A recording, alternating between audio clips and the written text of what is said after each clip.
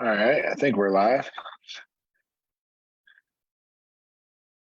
A little bit of a delay here, seems like. I'll wait for a few people to come on. Do my shares here real quick.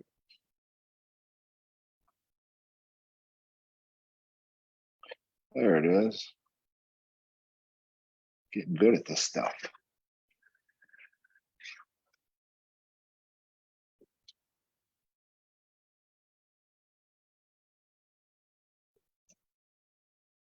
Okay, we got a couple people on, so I won't take a lot of time. I put a video out the other day. I promised that I hope I'm not getting a lot of echoes in this room. If we are, I'll redo this. But I put a video out the other day asking about other investors and agents and whoever else in the real estate world that might be working with people that have utilized or are utilizing the COVID-19 forbearance, where and what that is and was is when the banks, lenders were allowing clients to pause their house payments, and they were doing that with home loans. They were doing that with student loans, all sorts of stuff. So what we found recently is we've been working with numerous people that took advantage of that opportunity, and I wanted to share what that experience was to hopefully help other real estate people better serve their sellers when they come across this.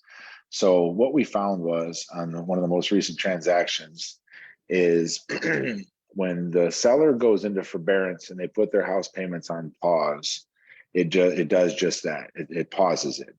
But at the very beginning of the COVID-19, now this may be lender, it may vary with different lenders. So I would always double check each lender. They may have different rules. I'm sharing a couple that operated the same way here.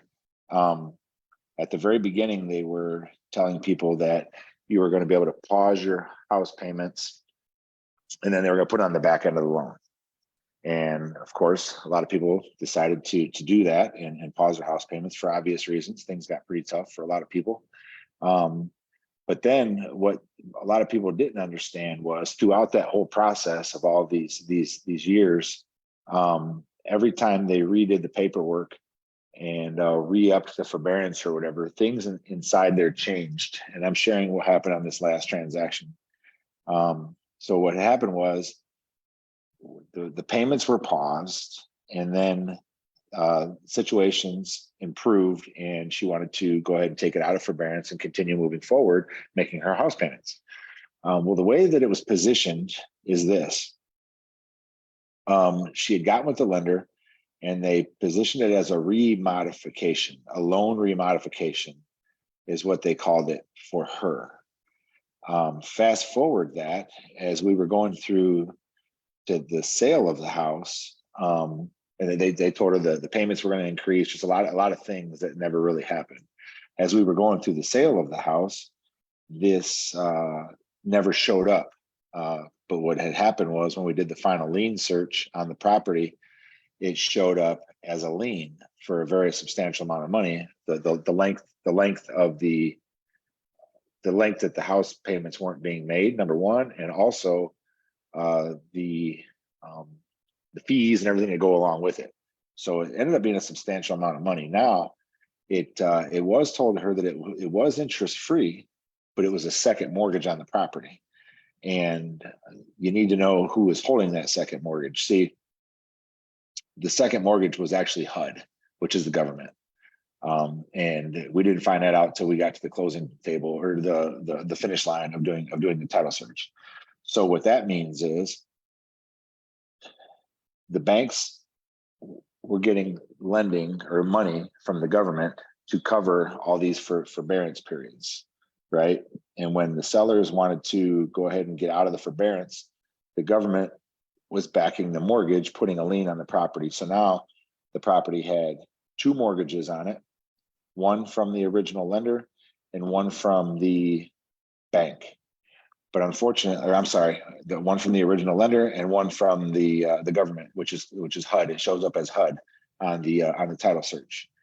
The unfortunate situation is when they're doing these remods, that part of it in a couple scenarios. Now, again, this could be double check with your lenders, but a couple times it has not been told to the seller that it was an additional mortgage or another lien on the property. So it didn't come up until it was sold.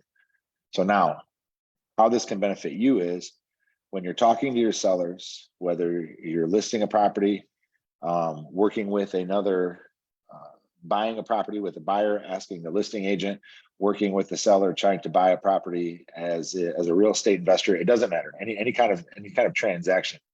The question needs to be asked on the front end: have they ever utilized the COVID-19 forbearance, and was there ever a loan modification? Those two simple questions will get you through everything you need to know, because if they answer those yes, you need to dive deeper in it, maybe do a title search on it on the front end and see if there is an additional lien on the property. If the answer is no, then you should be good to go. But unfortunately, it was I personally went through the information with our seller and walked through the process from start to finish, and that was the disconnect. With the actual loan modification wasn't actually a modification; it was a second mortgage, is all it was, that she was responsible for the amount of the payments that were on pause during the forbearance period. So it's just a nice, short, quick video. Understand that there are going to be quite a few people that have utilized that, and if they may not know, once they've come out of forbearance and started unpause their payments, they may have no idea that in order to unpause your payments, that loan modification is actually just a second mortgage that needs to be cleared up before you can buy or sell, or before you can sell the house, because you may think you're selling it for X when really you're going to need to sell it for X plus whatever that second mortgage is for, in order to get out from under it and not be responsible for those payments or those fees in the back end, that second mortgage. So hope this helps. Nice, short, quick video. If I can help with anything, please don't hesitate to ask. We deal with these deals. We deal with clients like this every single day and run into some pretty non-traditional things. So if I can help in any way, please give me a shout out. Have a good day.